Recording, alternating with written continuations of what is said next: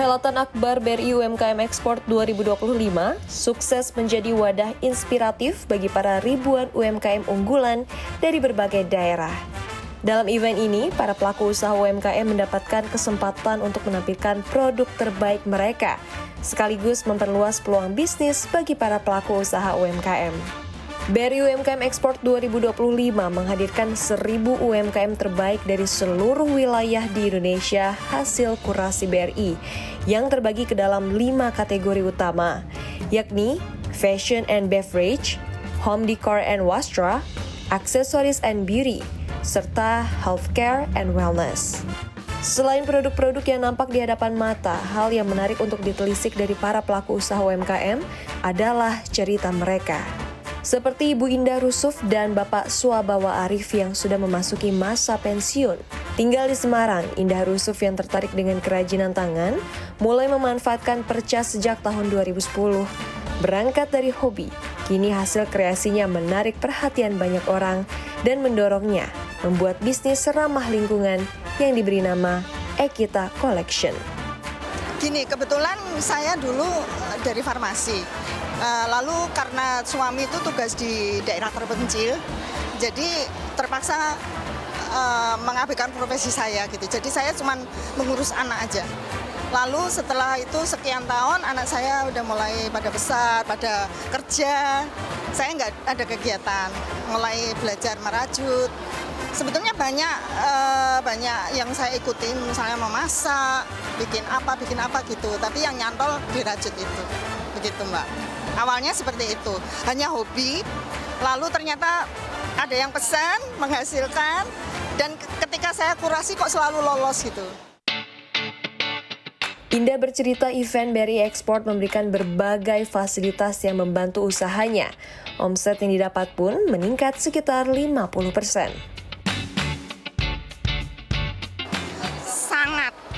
Sangat membantu karena kalau dibandingkan dengan expo di tempat lain, kita harus beli karena kebetulan juga nantinya akan ikut di pameran yang lain ya, dan itu berbayar, semua ditanggung sendiri, sementara sini difasilitasi semua, jadinya ya alhamdulillah gitu. Kita hanya disuruh jualan, dari hotel, dari akomodasi berangkat sampai apa istilahnya makan ditanggung semua.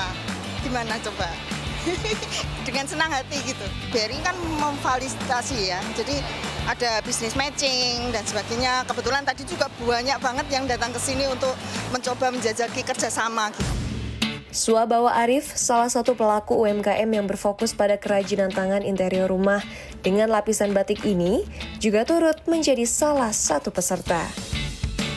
Ketika saya mengajar, salah satu mata kuliah yang saya ajarkan adalah kewirausahaan dan memberikan tugas membuat produk kepada mahasiswa.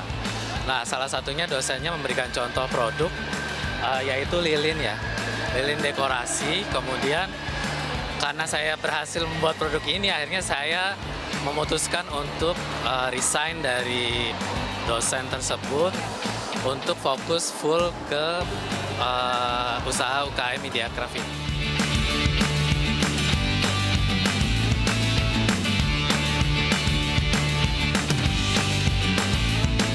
Di tengah tantangan ekonomi dan terbatasnya peluang kerja, UMKM menjadi salah satu pilihan sumber penghasilan bagi generasi muda yang kreatif dan juga inovatif.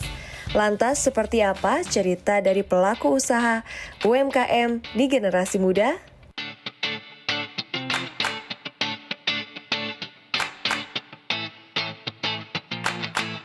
Jadi long story short itu adalah sebuah brand fashion yang menjual tas rotan buatan Indonesia. Kita pakai kualitas terbaik yang tumbuh di hutan Kalimantan.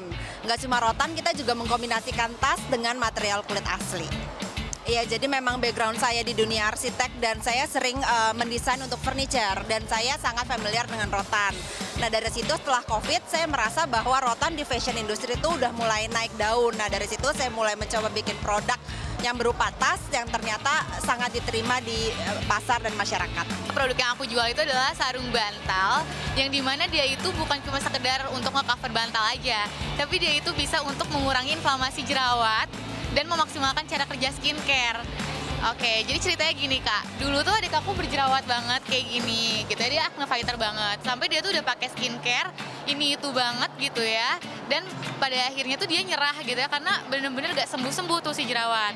Sampai akhirnya dia itu ke dokter kulit, dan dokter kulitnya tuh bilang mungkin yang salah tuh bukan skincare-nya, tapi habit dia dalam merawat si kulit gitu ya.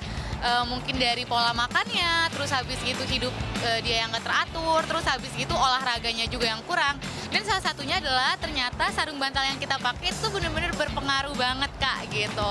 Nah kalau misalkan kita pakai sarung bantal yang satin silk gitu ya, yang dimana dia bener-bener halus banget, mungkin aku bisa kasih contohnya seperti ini. Jadi si sarung bantal ini tuh bisa mengurangi gesekan antara jerawat dengan sarung bantalnya. Jadi dia itu bisa mengurangi inflamasi jerawat gitu kan. Terus sarung bantal ini tuh dia nggak akan nyerap skincare di bantal, yang dimana skincare itu bakal menyerap maksimal di kulit gitu. Jadi nggak ada lagi tuh skincare yang mubazir, nyerapnya tuh malah di bantal, tapi dia bakal nyerap maksimal di kulit gitu. Saya pemilik usaha yang bernama SWR, yang dimana SWR itu ada 2 usaha. Yang pertama SWR Car Wash, yang dimana bekerja di bidang cuci mobil, detailing, salon kecantikan. Nah, itu yang pertama. Yang kedua, saya berkembang di diffuser retail karena awal usaha saya car wash, saya menjual parfum-parfuman pertama sama sampo mobil, obat-obatan, tapi ternyata yang laku parfum. Setelah kami berpikir untuk cara ngembangin usaha kami gimana. Saya berpikir perlu buka cabang atau bagaimana. Kalau saya buka cabang, anggap saya buka cabang di Bandung, di daerah A. Yang tahu hanya daerah A saja. Tapi dengan kalau saya buka cabang atau buka produk yang retail, ya produk saya bisa dikenal se-Indonesia. Dan itu pun sudah dibantu dengan beberapa online shop. Jadi kami dimudahkan untuk cara menyebarluaskannya gitu. Plitsonifikasi itu sebenarnya adalah usaha yang pertama kali aku dirikan, karena kalau misalnya banyak tahu, plisket itu atau baju lipit-lipit itu banyak kan dari luar negeri ya. Kita import dari Cina atau dari Bangkok. Sedangkan kita pengen di Indonesia itu ada mesin plit sendiri yang bisa jadi produk lokal yang dibanggain banget sama perempuan-perempuan Indonesia.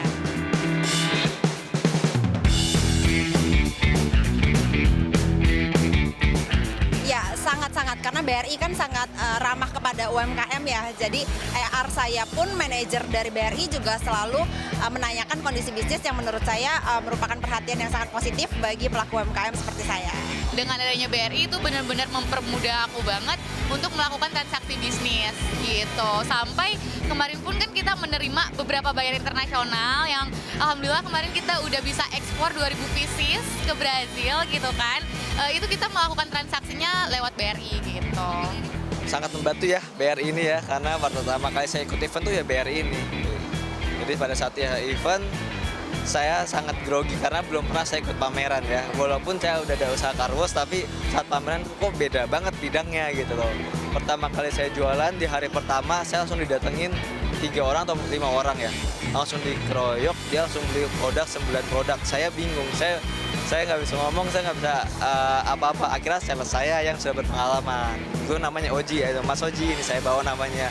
Dia ngebantu saya, Pak Diri jangan diem aja, ayo Pak gini-gini. Oh ya, saya masih bingung Mas Oji, bahwa pertama kali pameran langsung diborong kayak gini, saya jadi kayak nggak bisa gerak sama sekali. Banyak yang pembelian dari online shop sampai chat, ini saya RO yang dulu di event BRI.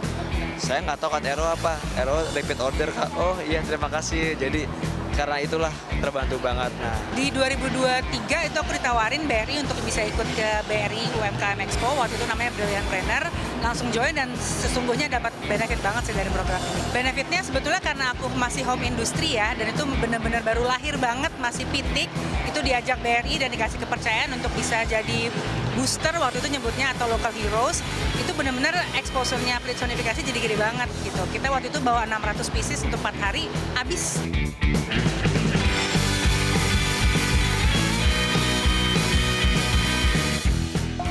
Saya sudah mulai ekspor kepada reseller, tapi kami juga disupport BRI untuk bisa ekspor secara mandiri. Jadi kita juga bisa menjual secara langsung